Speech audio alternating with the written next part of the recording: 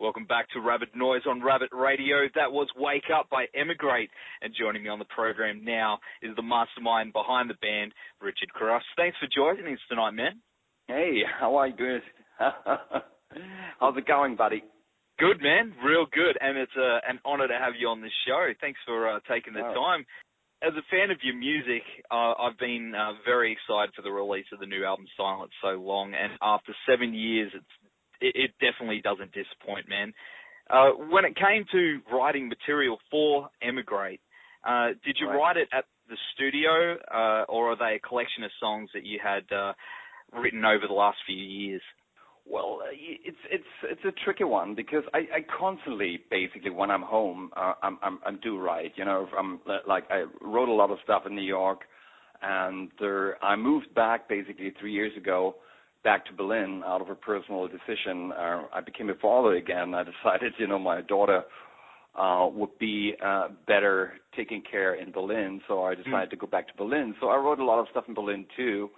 And one of the biggest difference, when I listen to those records, is like, I recall the first one is more like a New York record, where the second one is basically more like a Berlin record. And if I kind of like feel, listening to the second record, it's a little bit more moody and a little bit more darker, I would say, a little, more electro vibe, which has, I guess, a big influence, from Berlin. So, but to answer your question, I constantly writing material, and 3 years ago, I came off a tour with Rammstein, and I was a little depressed to say that, and I went through my stuff, and I realized, okay, there's some good material I had, and I called up the family, the Emigrate family, and we met in Berlin for 2 months, and went through some stuff, and then we decided, we have enough material to write a new record. You're right. It does have a different vibe to the first Emigrate album, definitely. Yes. That. I was actually really surprised. Just to explain it a little bit more, Emigrate got started out of like a frustration I had in my situation with Rammstein. Basically, Rammstein is a quite close environment, which only works in this kind of way. But I grew up like in East Berlin, where basically every week there was a new band coming along, and there was so much collaboration between those bands. And then being in Rammstein for 20 years, I missed that opportunity to collaborate with a lot of people. So that, in my mind, that idea, I started Emigrate. Somehow, on the first record, I was too busy to finding my sound and also to become a singer, because there's a difference between becoming a singer and being a singer.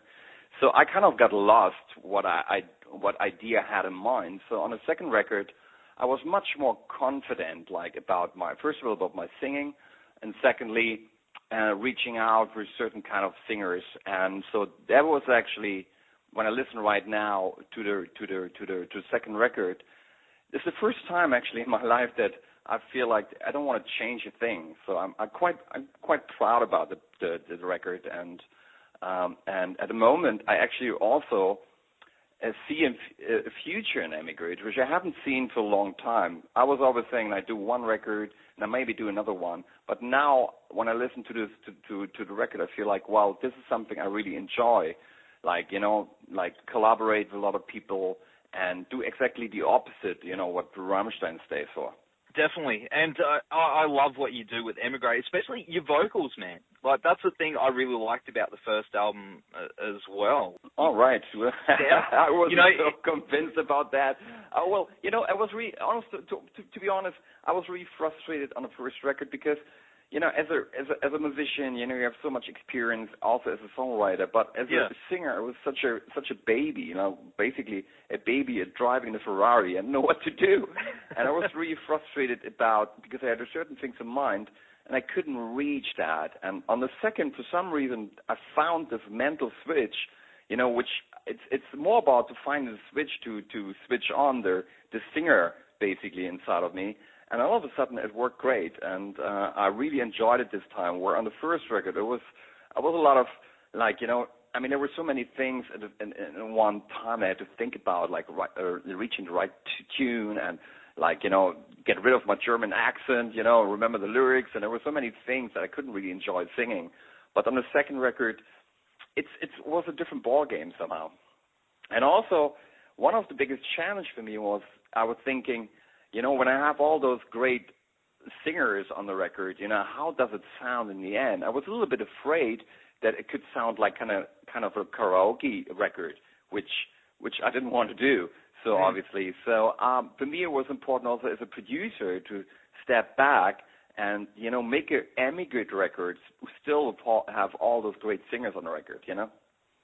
Oh, definitely, man. And it sounds great, man. I like the diversity. You know, you have got those guests on there, but it works well with the songs that you're doing as well. Like, you know, you've got and you know, you've got Manson, you've got Lemmy, you got God on there.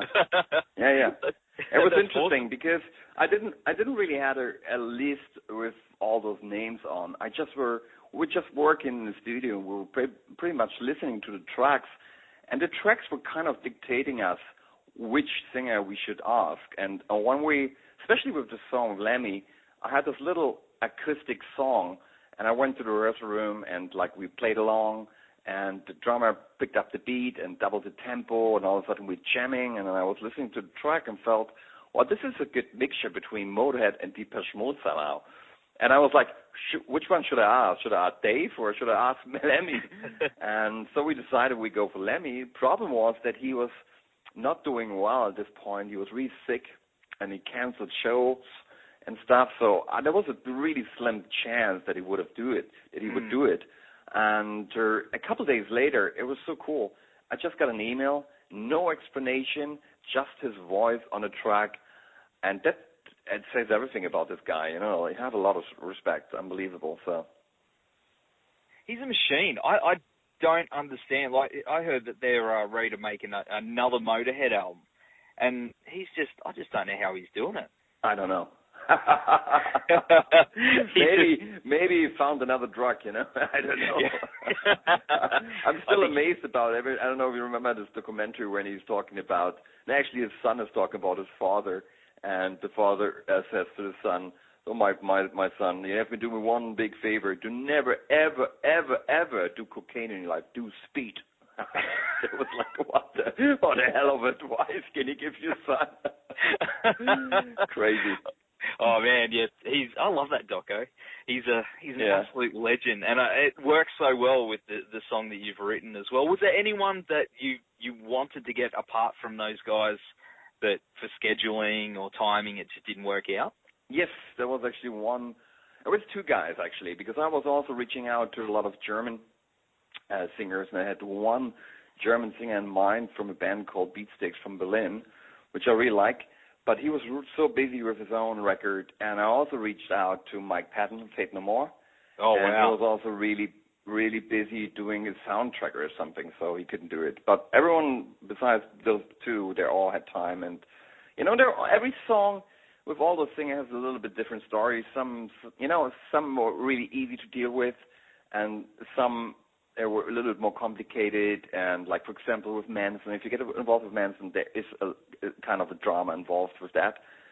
So also with Jonathan David, you know, it was so hard to get through him because he doesn't have a phone and he doesn't have email. So I met him like on a festival, and he was really interested to do some kind of collaboration, and I had this song in mind.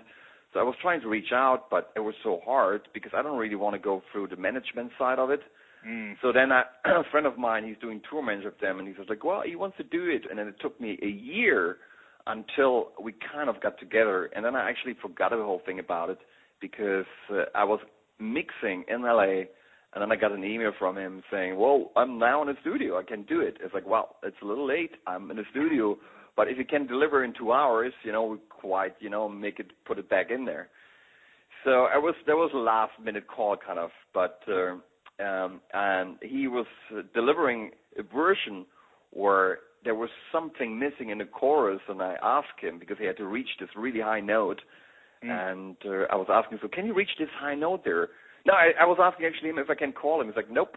So I'm writing on an email, it's like, well, this is high note, can you reach that? And he's like, no, I can't. It's like, I was thinking, man, I wrote back, listen, guy, take your hands, squeeze your balls as hard you can, and reach the note. And he's like, all right, sir. He did it great. Sometimes you have to be a little German on those guys, you know? just tell him how it is, man.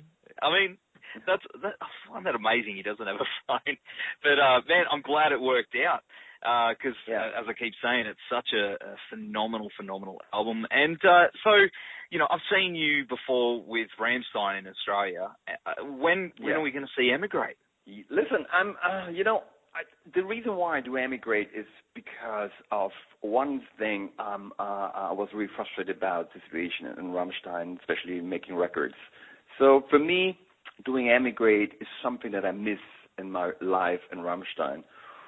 So, and the other thing is that I believe in these days, music quality sucks. There's so much music out there. There are so many bands, but quality of music sucks at the moment. So me, I come from the old days. I believe that you, and also have the privilege with Rammstein to have the money to make good quality sound, good records. So for me, doing that, this is my main focus. So I haven't thought about actually going on tour with that because there was nothing I missed basically. So, but now the demand is so high. Everyone is asking me, you should do that and you come. So there's a little plant inside of me. It's growing, but I haven't made any plans at the moment, to be honest. Oh, I've got my fingers crossed. Because, you know, it's one band on my list that I need to cross off. So I've definitely got my... Then I have to do it, I guess. Yeah, you have to. I'll just put the word out. You can crash at my house. Right. No, but really to understand, that's like something I always said, I want to do Emigrate is never going to be a money-making machine. You know, it's not about that. It's really about love and passion. I do that. So, and I always feel much better without any kind of pressure. So I could, even with Rammstein, we always dealt with that in the same way that we never had any pressure of record companies, or that we always did what we want to do, and I do the same with Emigrate, which just gives me a great pleasure to have time and do whatever I want to. So, and if I now starting to think about I have to do a show, then I go in my mind, okay, how do I compete with a Rammstein show on Emigrate, you know? So I have to come up with something that is so different but still unique that I already have. You know, I'm sweating right now. It's difficult. I could imagine it would be, but I was thinking about this the other day, exactly that. I would be, as a fan, I would be happy to see you get up there and just perform without all the, you know, the fire and everything like that, or show. Just you'd say that now, and then I'm coming. It's like, yeah, it's great, but I missed the fire and all the effects. No, you're right. The way that I deal with certain things. I know me, and I know I wouldn't just go out there and just play. You know, and I just have to think about it. And that's again, there's a little plant growing. I'm not saying never. But for now, I just really concentrate on doing something that I really love to do. Is like being in the studio, write great songs, working with great people. And I think one of the good things that the music industry has changed is that people are more available these days. They're more open for collaboration and stuff like that. So something that I really do enjoy, and I think there's a future doing that. You know, as I said before. I was thinking you know what, maybe I do another record, but it's going to be it. But now, doing that and having so much fun doing that, I'm actually have a future in Emigrate right now. And the live thing will come in the end. Awesome, man. Well, I really can't wait. Hopefully, I'll fly to Berlin if I have to. Okay. Just don't tell my wife. All right. Awesome, man. We're going to go to the single Eat You Alive from Silence So Long now. Thanks for hanging with us tonight, Richard, and I wish you all the very best for your plans with Emigrate and everything you've got coming up. Thank you. No, first of all, I want to thank you guys to being so loyal to me and to be patient to wait for another record. And I really,